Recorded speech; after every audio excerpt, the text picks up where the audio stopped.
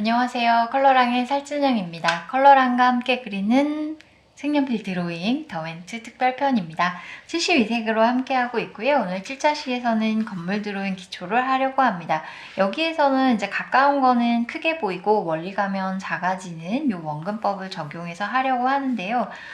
도화지는 사실 2차원의 평면입니다. 2차원의 평면에다가 3차원의 입체들의 물체를 집어넣으면서 2차원처럼 보이지 않고 마치 3차원 입체처럼 보이게 하려는 방법 중에 하나입니다. 원근법 자체가. 그래서 오늘 해보실 것들은 많이 들어보셨을 것 같습니다. 투시라고 해서 1.2시, 뭐 2.2시, 3.2시 아마 가장 흔하게 사용하시는 방법 중에 하나입니다. 그런데 정답이라기보다 이런 평면적인 화면 안에서 뭐 이런 건물이라든지 물체들을 안정적이게 입체적으로 보이게 표현하는 방법 중에 하나라는 것을 기억해 주시고요. 그래서 실전에서 이제 공식처럼 물론 뭐 어느 정도는 외워야 될 부분들, 적용해야 될 부분들이 있지만 일상생활에서 더 많이 관찰을 해보시고요. 지금의 1, 2, 3을 가지고 훨씬 더 다양하게 응용하실 필요가 있습니다. 일단 여기서 말하는 1점, 2점, 3점의 경우에는 물체를 이제 가만히 쳐다보시면은 이런 골목길에서 특히 쳐다보시면 점점점 눈에서 멀어질수록 물체가 작아지고요. 궁극적으로 어느 한 점에서 마치 만나는 것과 같이 느껴집니다. 여기가 바로 소실점이고요. 이 소실점은 수평선상에 생기게 됩니다. 이 수평선은 바로 나의 눈높이가 되기 때문에요. 야외에서 풍경을 그리실 때 기준이 되는 건 바로 이거죠. 궁극적으로 나의 눈높이입니다. 그래서 내 눈높이가 어디 있는지 알아야 물체를 올려다보고 있는지 지금 내려다보고 있는지 또는 물체의 중간쯤에 걸쳐서 지금 대상물을 바라보고 있는지 결정하실 수 있기 때문에요. 가장 중요한 거 나의 눈높이를 확인하시는 건데 야외에서 바로 찾기가 생각보다 쉽지 않으실 수 있습니다. 그렇기 때문에 사진을 찍고 그런 것들을 사진의 결과물을 출력을 해서 보고 그리시게 되는데요. 이때의 사진에서 가장 중요한 거는 색이 아닙니다.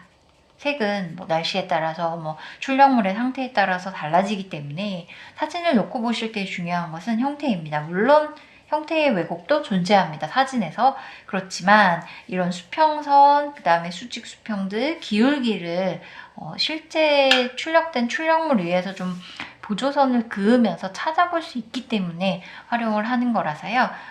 전체적으로 사진을 그대로 100% 옮긴다라기보다 옮겨지는 그림을 위한 중간 보조적인 역할, 도움을 주는 역할로 활용을 하시면 좋겠습니다.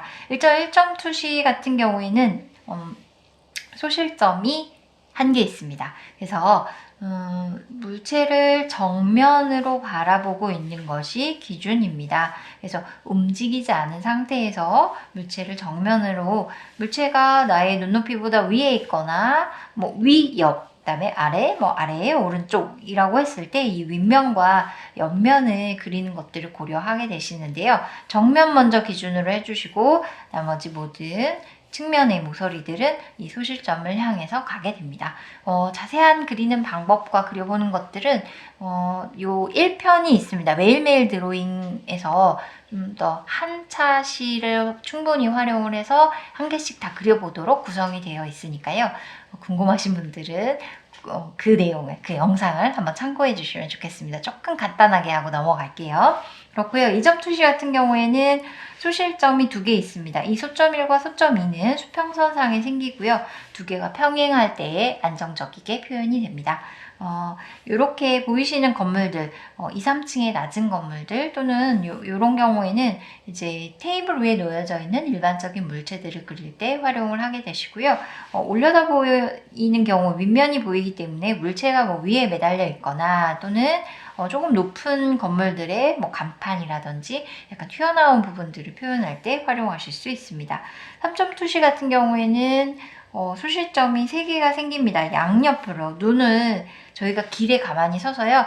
왼쪽을 쳐다볼 때도 점점 작아지고 오른쪽을 쳐다볼 때도 점점 사실 물체들이 작아지게 됩니다. 그리고 위로 올라갈 때도 높은 고층 빌딩 볼 때도 점점 작아지기 때문에요. 이 3점 투시 같은 경우에는 이제 고층 빌딩 또는 이거를 이제 뒤집는 경우에는 위에서 고층에서 밑을 내려다보는 형태의 것들을 그리실 때 활용을 하게 됩니다. 어떻게 보면 지금 1점을 제외하고요. 2점과 3점이 왜곡이 강하게 느껴지기도 합니다. 실제로 물체가 이렇게 보이는가라고 의문이 들 정도로 투시가 지금 많이 적용이 되어 있는데요. 도화지 안에 지금 소실점을 임의로 가지고 들어왔기 때문입니다. 실제로 그리실 때에 이 핑크색 건물처럼 대부분은 이렇게 도화지 밖으로 소실점이 나가게 됩니다. 그래야 조금 더 안정적인 형태를 그릴 수 있게 되고요. 1점 투시 같은 경우에는 당연히 그리시는 도화지 안쪽으로 들어오게 됩니다. 그래서 1점 투시로 골목길이라든지 쭉 가로수길, 그래서 화면 안에서의 깊이감을 표현하는 경우에 어디가 눈높이인지, 이 수평선을 찾고 소실점을 찾아서 그거에 맞게 문이라든지 창문, 건물의 높이, 기울기 등을 보조선을 그려놓고서 그려나가시는 것이 좋기 때문에요. 항상 나의 눈높이를 먼저 찾는 연습들을 해보시면 좋겠습니다. 실제 건물 드로잉을 연습하면서 이 방법들을 익혀보도록 하겠습니다.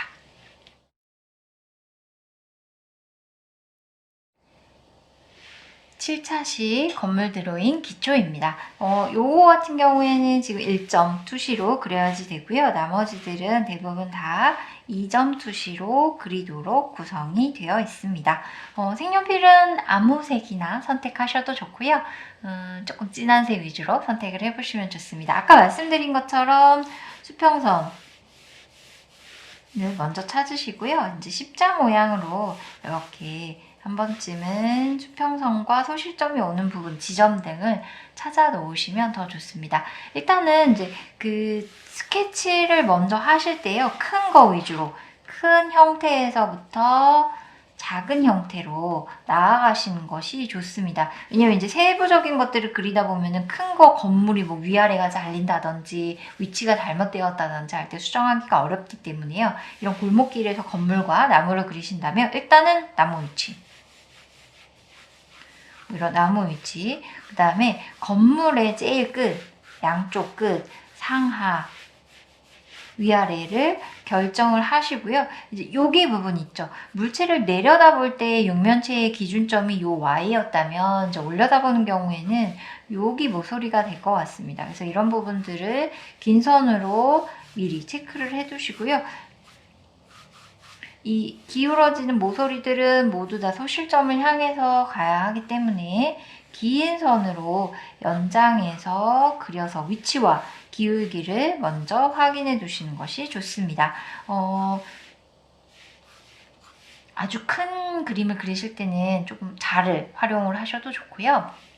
그 다음에 이 스케치북을 좌우로 좀 움직이시면서 몸 안쪽에서 바깥쪽으로 나가는 직선을 쉽게 그리도록 연습을 하시는 것이 좋습니다.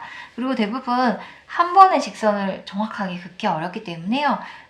연필을 살짝 들고 새끼손가락으로 받치시고요. 마치 시계추가 움직이듯이 어깨의 힘으로 움직여 보셔야 긴 선을 긋기 좋습니다. 손목을 다 대고 그리시면 무조건 곡선이 나오는 것 알고 계시죠?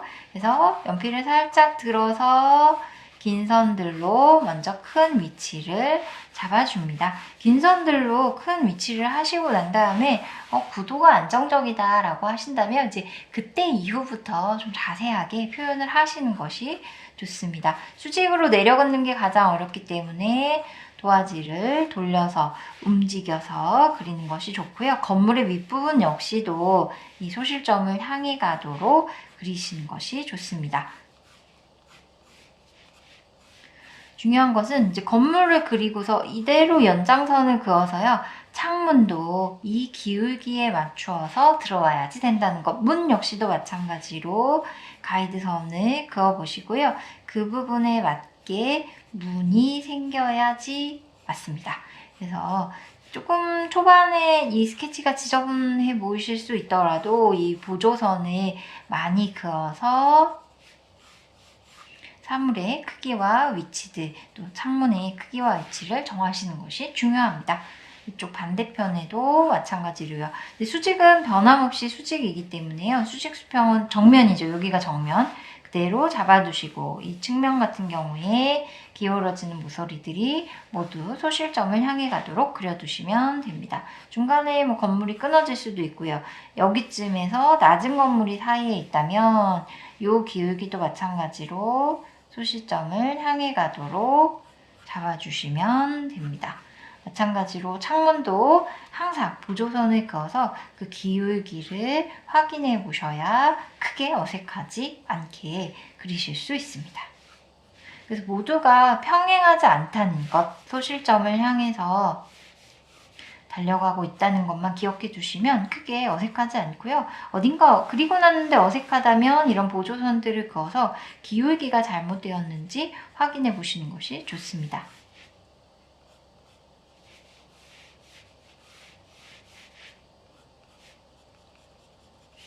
그래서 그 길에 맞춰서 근데 이제 이 나무 밑에 원기둥 같은 경우에는 어떻게 원을 돌려도 원은 변함이 없기 때문에 요 위치가 달라지시더라도요. 이 밑에 부분은 수평인 땅에 심어져 있는 느낌으로 그려주셔야 좋습니다. 그래서 나무의 뭐 외곽 형태를 그리는 것들은 이제 크게 어렵지 않게 해보실 수 있고요. 빛 방향, 이제 왼쪽에서 빛이 들어와서 오른쪽에 어두워진다 라고 한다면 이 부분들이 모두 그림자의 그늘에 해당되죠. 빛을 등져서 못 받는 부분, 나무도 이 밑쪽 부분이 어두워집니다. 그러면 나무가요 이렇게 타고 벽을 타고 올라가서 여기쯤에서 그림자가 생기게 됩니다. 이제 그런 부분들을 좀 관찰해 두셨다가 표현하시는 것도 필요하고요. 여기도 마찬가지로 나무 윗부분이 어두워지면서 바닥으로 그림자가 떨어지게 됩니다. 그렇다면 이 건물은 이제 여기가 빛을 비켜서 받는 부분이 되고요. 여기가 이제 이 면들이 모두 다 기울어지는이 아니죠. 이제 그늘에 해당되는 빛을 등져서 못 받는 부분에 해당이 되고요. 이 건물 그림자까지도 바닥에 모두 같이 떨어지게 됩니다. 그래서 이 나무 같은 경우에는 이제 여기 사이가 비어 있잖아요. 건물 높이가 다른. 그래서 그런 부분들을 고려한다면 좀 빛 받는 부분도 있고 이 나무보다는 조금 더 어둠이 크도록 이 건물 때문에 생기는 그림자가 있기 때문에요. 밝은 부분에서도 어두운 부분들이 나올 수 있다는 것. 그래서 그림자의 흐름은 사실 실제로 관찰해서 연습을 좀 해두셔야 여기에 그림자 방향을 좀 상상으로라도 어느 정도 표현하시려면 여러 경험치들을 통해서 흘러가는 방향들을 기억해 두시는 것이 꼭 필요합니다. 그래서 이런 형태로 그리게 되는데요. 이거는 이제 그리실 때에 일반적인 형태를 알려드리는 거고요. 이 나무가 좋아서 그리시는지 안쪽으로 쭉 빨려 들어가는 이 골목길들이 건물이 좋아서 그리시는지에 따라서는 선택하는 소재에 따라서 구도라든지 빛의 방향은 조금씩 달라질 수 있습니다. 그 다음에 요거 같은 경우에 이제 물체인데 중간에 수평선이 걸려있는 형태. 그러면 이제 올려다보는 형태와 내려다보는 형태가 동시에 나오게 됩니다. 그래서 물체를 어느 만큼 그리실 건지, 근데 아무래도 이건 일반적인 물체보다는 좀 야외에서 보여지는 멀리서 촬영했을 때의 낮은 건물들을 그리실 때 활용하실 수 있게 됩니다. 특히나 이 눈높이를 찾아두시고요. 그 다음에는 이제 요 Y를 기준으로 해서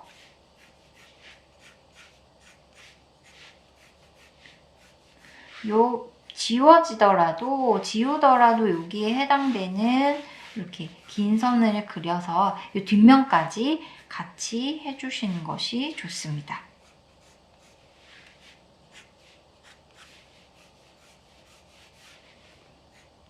여기에서는 이제 올려다보고 내려다보고 수평선에 걸쳐 있는 것들을 그리실 때에 그래서 밑면이 보이면서도 윗면이 보이는 경우가 있습니다. 낮은 집을 그리시면서 지붕에서의 굴뚝이라든지 또는 이렇게 건물의 형태가 좀 독특하게 생겨 있는 경우에 복합적으로 보이는 때가 있어서요. 이때에는 특히나 이 눈높이를 찾아주셔서 눈높이에 맞게 올려다보는 부분 그리고 내려다 보이는 부분들을 체킹하시는 것이 꼭 중요합니다. 그리고 스케치 하시면서 어디가 어두워지는지 어두워질 부분들을 이제 한 번씩 긴 선으로 표시를 밑색처럼 한번 쭉 칠해두는 것이 필요하고요.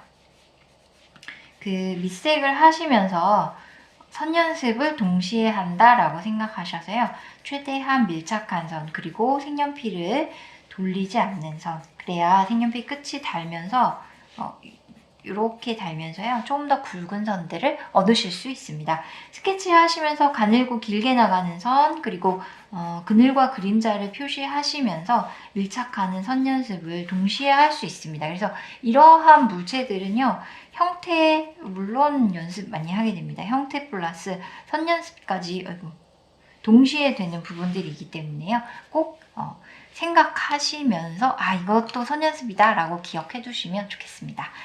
요 집을 설명하기 이전에 여기를 먼저 좀 해야지 될 것 같습니다. 여기도 이제 중간쯤으로 이렇게 수평선을 잡아두고요. 걸쳐져 있는 형태입니다.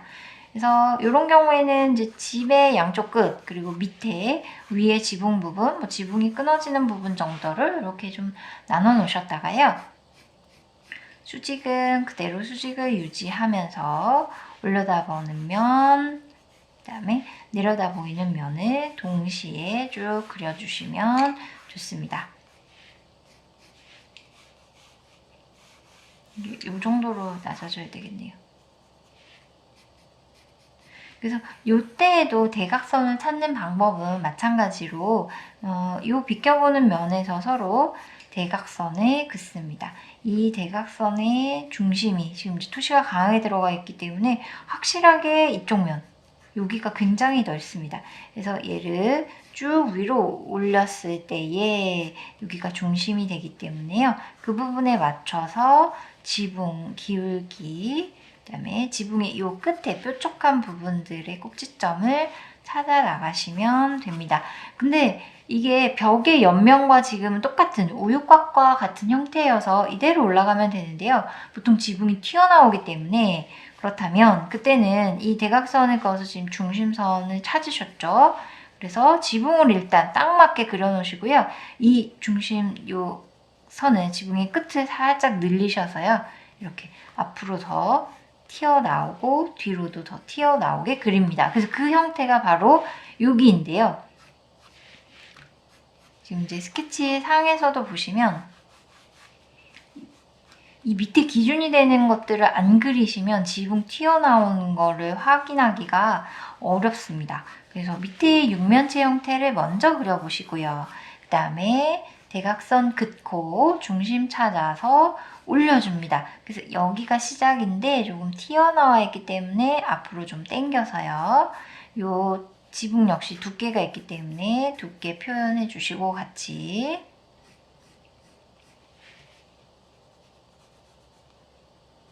그래서 지붕이 끝나는 지점 이렇게 같이 연결해서 여기까지 뒤로도 마찬가지로 조금 원래 있는 것보다 살짝 길어지게 표현을 해주시면 됩니다. 빛 방향에 따라서 좀 느낌이 달라질 텐데요. 왼쪽에서 지금 빛이 들어오는 일반적인 형태라면 지붕이 이 벽면보다 튀어나와 있기 때문에요. 여기에 그림자가 생기게 됩니다. 그래서 이 그림자까지 표현을 해주시고요.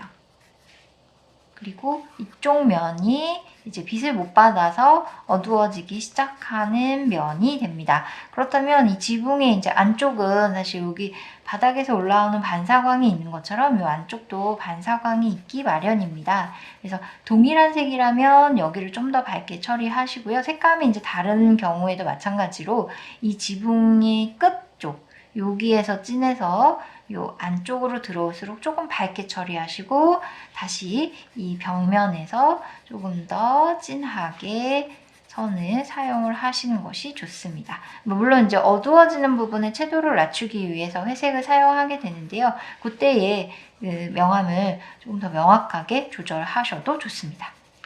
그래서 그림자 흘러가는 방향까지 같이 그려주시고요. 자연스러운 표현을 위해서는 이게 너무 정확하게 탁 떨어지는 마치 거울처럼 이렇게 데칼코마니 붙이듯이 그림자가 오지 않아도 좋습니다. 그림자의 시작과 진행 방향을 맞춰 놓으셨다면 끝으로 갈수록 좀 부드럽게 사라지게 표현해 보시는 것도 좋습니다. 여기 부분을 이제 반사광 처리하면서 진하게 하다 보면 이제 정말로 어둠이 시작되는 부분보다 또 너무 진하게 그려지실 수 있기 때문에요. 항상 그래도 가장 진한 부분에서부터 시작하셔서 천천히 조금씩이라도 밝아지도록 구성하시는 것이 좋습니다. 이 건물 같은 경우에는 조금 이제 높이를 낮게 잡았습니다. 눈높이가 밑에 있죠. 그래서 눈높이 먼저 찾아주시고 건물이 들어갈 위치 먼저 정하시고 나면 양쪽 끝 그리고 위 아래를 어느 정도까지 할지 계획을 세워보십니다. 그리고나 측면에 있는 모서리들의 선은 이제 소실점을 향해서 모두 다 가도록 그려줍니다. 그래서 이 소실점의 위치만 정확하게 잘 잡아져 있다면, 그리고 눈높이를 잘 찾아서, 그러면 사실 이 안에 들어가는 어떤 그림들, 창문, 뭐 이런 부분들은 계속 연장선을 그어서 이 가이드 선을 따라서 기울기를 맞춰서 들어오기만 하면 되기 때문에요. 조금 쉽게 해보실 수 있지 않을까 하는 생각을 해봅니다. 그래서 창문 안쪽을 좀 이제 어둡게 처리하면서 선 연습해 보시고요. 그 다음에 창문이 이렇게 들어가 있는 형태입니다. 이게 건물 벽면이라면 이 안쪽에. 그래서 여기 지금 들어가기 시작하는 부분부터 조금 진하게 잡으시고 창문 안쪽으로 갈수록 밝아지도록 표현을 해주셔야지 됩니다. 그래서 전반적으로 세로선으로 한번 채우고요. 창문 안쪽을 가로 세로선을 그어서 조금 더 진하게 해주시면 됩니다. 자, 여기 같은 경우에는 여기 2번과 같은 형태입니다. 그러나 한 번 더 하는 이유는 얘 때문이에요. 구멍이 뚫리는 부분들. 그래서 여기는 이제 사실 윗면이 보이도록 먼저 기준이 되는 이 밑면의 형태, 밑에 육면체를 먼저 그려두고요. 여기는 이제 가볍게 그리시고 나중에 지우실 필요가 있고요. 그 다음에는 얘를 대각선을 이렇게 그어줍니다. 그래서 이 대각선을 중심으로 해서 위로 올라가고 조금 더 튀어나와야 되니까 앞으로 뒤로 좀 퍼지게 됩니다. 그래서 지붕의 두께까지 너무 얄팍하게 선으로 끝나지 않도록 꼭 두께 표현에 신경을 써주시고요. 특히나 지금 이렇게 빛이 들어오기 때문에 이 지붕의 두께 부분을 밝게 표현하는 것이 중요합니다. 이쪽의 끝부분은 이제 아무래도 이렇게 꺾어져서 들어가는 부분이니까요. 이 윗부분을 조금 더 진하게 강조해주세요.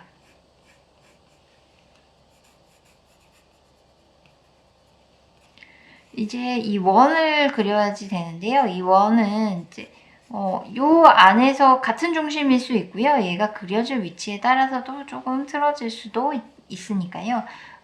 얘가 그려질 위치를 먼저 정해 보시고요.